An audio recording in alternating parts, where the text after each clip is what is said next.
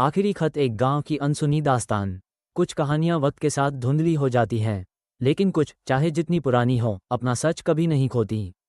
ये कहानी भी वैसी ही है, एक बेटे, उसके पिता और उन खतों की जो कभी भेजे ही नहीं गए। गांव की गलियों में हल्की हल्की बारिश हो रही थी। भीगी मिट्टी की खुशबू हवा में घुली थी। रामलाल, गांव का सबसे पुराना डाकिया, अपनी पुरानी साइकिल पर धीरे धीरे आगे बढ़ रहा था। उसके हाथ में एक पीला पड़ चुका लिफाफा था, जिस पर लिखा था, अर्जुन के लिए लौटाना नहीं। लेकिन अर्जुन 15 साल पहले गांव छोड़ चुका था। गुस्से में पिता से झगड़कर कहा था, अब कभी वापस नहीं आऊंगा। तब से न उसने चिट्ठी भेजी, न फोन किया। रामलाल ने सुना था कि अर्जुन शहर में काम करता है, लेकिन कभी लौटकर नहीं आया। आज, इतने सालों बाद, वो अचानक स्टेशन पर दिखा। थका हारा, बिखरा हुआ, जैसे जिंदगी ने उसे रगड़ रगड़ कर तोड़ दिया हो।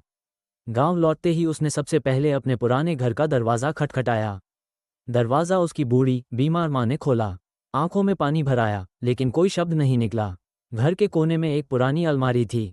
माँ ने कांपते हाथों से एक टिन का डिब्बा निकाला और अर्जुन के सामने रख दिया। तेरे पिताजी ने तेरे लिए खत लिखे थे, हर रोज़, लेकिन कभी भेजे नहीं। डिब्बा खोला तो अंदर सैकड़ों खत थे। हर एक खत एक दिन की कहानी, एक अधूरा संवाद।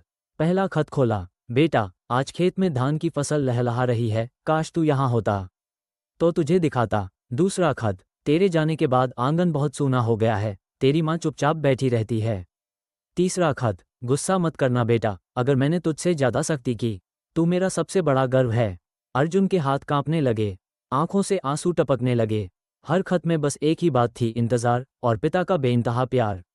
आखिरी खत में लिखा था, अगर तू ये खत पढ़ रहा है तो शायद मैं अब इस दुनिया में नहीं हूं, लेकिन बेटा, याद रख, पिता का प्यार कभी खत्म नहीं होता। अर्जुन ने माँ का हाथ पकड़ा और कहा, माँ, अब कभी नहीं जाऊंगा, बस यहीं रहूंगा, हमेशा। उस दिन अर्जुन ने सीखा, दुनिया चाहे कितनी भी बड़ी क्यों ना हो, असली घर वही है जहाँ माँ बाप